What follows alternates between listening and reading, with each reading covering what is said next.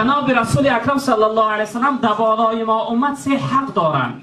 حقهای واجبه هستند، اینها واجب هستند. یکمین حقی که جناب پیغمبر در بالای ما دارند معرفت است، شناختن.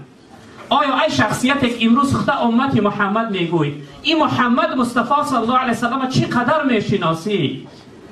باید که انسان آشنا باشه. وقتی میگوی امت محمد و محمد که هست، چی ذات است، چی شخصیت است؟ رب العالمین را در قرآن وصف کرده است و ما ارسلناک الا رحمتا للعالمین. محمد صلی الله علیه وسلم رحمتا للعالمین است، رحمت برای تمام عالمیان.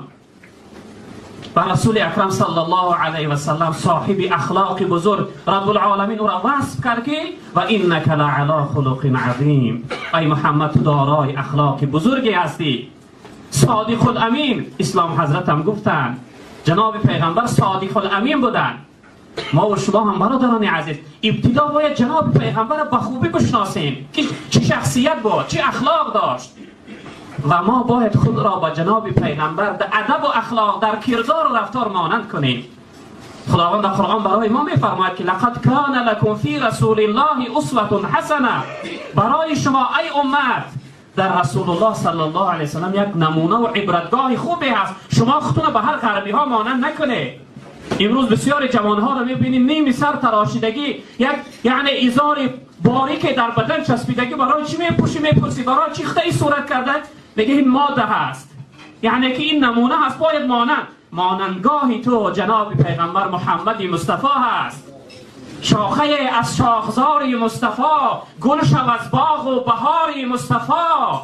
از بهارش رنگ و بو باید گرفت، بهره از خلق او باید گرفت. باید امت محمد گونه باشه. محمدی امین، محمدی صادق، محمدی طاهر، محمدی رحیم، محمدی حکیم. اما امروز امت چی شده است؟ امتی کاذب، امتی خائن، امتی جاهل، امتی دلسنگ. ادب و اخلاق و نمونه محمدی امروز نداره متاسفانه. برادران عزیز بزرگوار، ما و شما باید جناب پیغمبر به خوبی بشناسیم. رسول اکرم صلی الله علیه وسلم رحمتا للعالمین بودند. جناب پیغمبر هیچ شخصیتی را آزار ندادند. یک قصه را اینجا بیان کنم، خیلی قصه تکان دهنده است که هر دل را آب میکنه. جناب پیغمبر صلی الله علیه وسلم از دنیا گذشتن، وفات کردند. حضرت ابوبکر صدیق نزد حضرت عایشه مادر و دخترش آمدن. گفتن یا عایشه برای من یگان خصلت خاصی جناب پیغمبر بگو، یگان سنت خاص بگو تا اینکه من او را به جا بیارم. حضرت عایشه مادر گفتن جناب پیغمبر یک خصلت داشتن که یگان شخصیت او را نمیدونست، فقط من خودم میدانم. جناب پیغمبر پروردگار خودش خلاف دیگه یگان شخصیت نمیدونه. حضرت گفتن چی هست؟ حضرت عایشه مادر گفتن در همین بازار مدینه یک زن یهودی هست. او زن عاجزه بود، نابینا بود. یک زن یهودی هست. اون زن عادتی هر روزه شبیه بود که در قد کوچه و بازار میبرآمد، آشکار جناب پیغمبر را تحقیر میکرد، آزار میداد، دشنام میکرد. کارش فقط جناب پیغمبر را بد گفتن بود. کارش فقط در حق جناب پیغمبر یعنی سخنهای ناجا گفتن بود. حضرت ابوبکر صدیق ای پدر گفت جناب پیغمبر هر روز وقت گرمی روز میشید که یگان کس دیگه در بیرون ایستاده نمیتونید، جناب پیغمبر از خانه طعام میگرفت و نزد همون زن میرفت. همون زنی که آزارش میدهد، دشنامش میکرد، همون زنی که دائم در قصد یعنی آزار جناب پیغمبر میرفت و طعامش میداد، سر بدنش پاکیزه میکرد، خانهش تازه میکرد و میگشت میآمد. حضرت ابوبکر صدیق وقتی ایرا شنید در حیرت افتاد، گفت آیا این زنی که عادتش دائم آزار جناب پیغمبره من برام مقدر احترامش کنم؟ اما گفت هر چیزی باشه این کار جناب پیغمبر کرده است، منم انجام میدهم. حضرت ابوبکر صدیق میگه کمی خوراکه گرفت، خانه اون زن رفت. وقتی که داخل شد میگه اون زن دید که خیلی چهرهش دیگرگون است. چند روز جناب پیغمبر از دنیا رفت است، کسی او را سراغ نکرده است، کسی طعامش نداده است، کسی سر بدنش پاکیزه نکرده است. وقتی ابوبکر صدیق دید خیلی حالتش دیگرگون است، رفت نزد اون زن نشست و برای او آهسته آهسته طعام داد و سر و بدن او را پاکیزه کرد. زن پرسید گفت ای فرزندان شما کی هستید که برای من قدر نوازش و مهربانی دارید؟ از که ابوبکر گفتم های مادر، من همون شخصیتی که دایی می اومدم نزد دایم تعامد می دادم، هر روز عادت داشتم نزد می اومدم، همون هستم.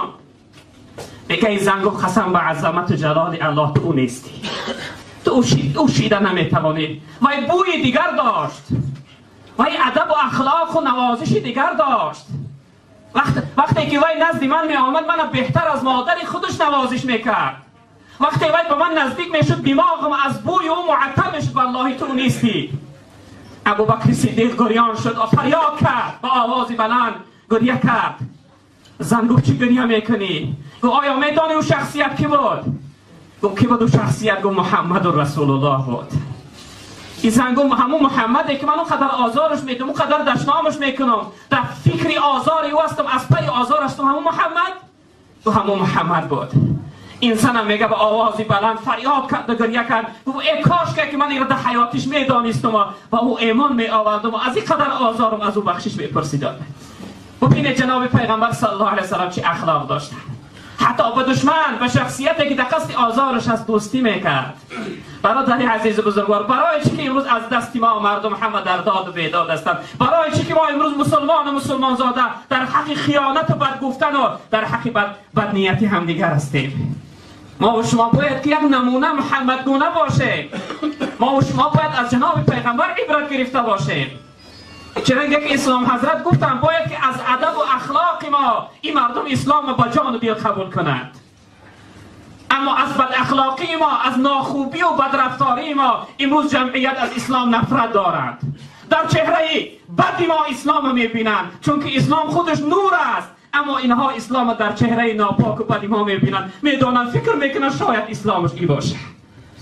از روی ای است که اسلام قبول ندارن. اما اسلام دین رحمت است. اسلام دین مهر و شفقت و مهربانی و دوستداری و دستگیری و غمخواری و نیکوکاری است. برادران عزیز بزرگوار، جناب پیغمبر صلی الله علیه و سلم ما و شما باید به خوبی بشناسیم. اگر به خوبی شناختیم، ما او را دوست می‌داریم. یکم حقش معرفت است، باید جناب پیغمبر را بشناسیم. دوم حق جناب پیغمبر اطاعت است. برادران عزیز، پیروی از سنت جناب پیغمبر. در یک حدیث مبارک جناب پیغمبر فرمودند که کل امتی یدخلون الجنه الا من ابا. جناب پیغمبر گفت تمام امت‌های من داخل جنت میشوند، داخل جنت نمیشود شخصیتی که جنت خودش نخواهد. اهل اصحاب گفتند یا رسول الله و من یبا؟ تا یا رسول الله هر شخصیتی که جنت نخواهد، عیش عشرت آخرت نخواهد؟ جناب پیغمبر گفتند من اطاعنی دخل الجنه و من عصانی فقط ابا. تن هر شخصیتی که اطاعت و پیروی من کرد او داخل جنت میشه، اما هر شخصیتی که اطاعت و پیروی نکرد او خودش جنت نخواسته است.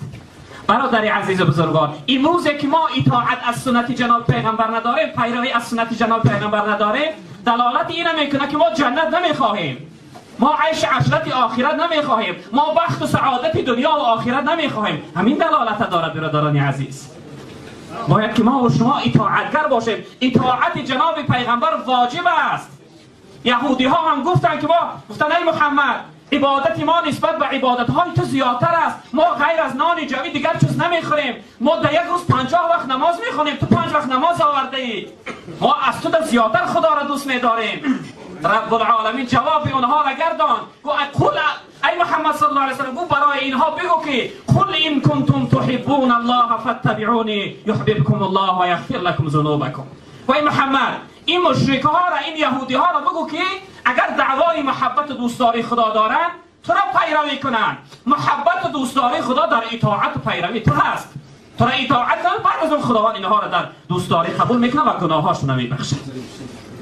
باید که ما و شما اطاعتگر باشیم برادران عزیز، یعنی پیرو باشیم. هر چیزی که جناب پیغمبر گفتن با جان و دل قبول داشته باشیم و اون در حیاتمون عملی کنیم. حیات ما حیات محمدی باید باشه. و سیوم حقی که جناب پیغمبر صلی الله علیه و سلم در بالای ما دارن برادران عزیز بزرگوار، محبت جناب پیغمبر است. باید که ما جناب پیغمبر از جان و از تمامی هستی بالاتر دوست بداریم. در یک روایت جناب پیغمبر روزی گفتن که هر شخصیتی که من از جانش، اهل بیتش، مالش، تمامی هستی بالاتر دوست نداره و ایمان کامل نداره.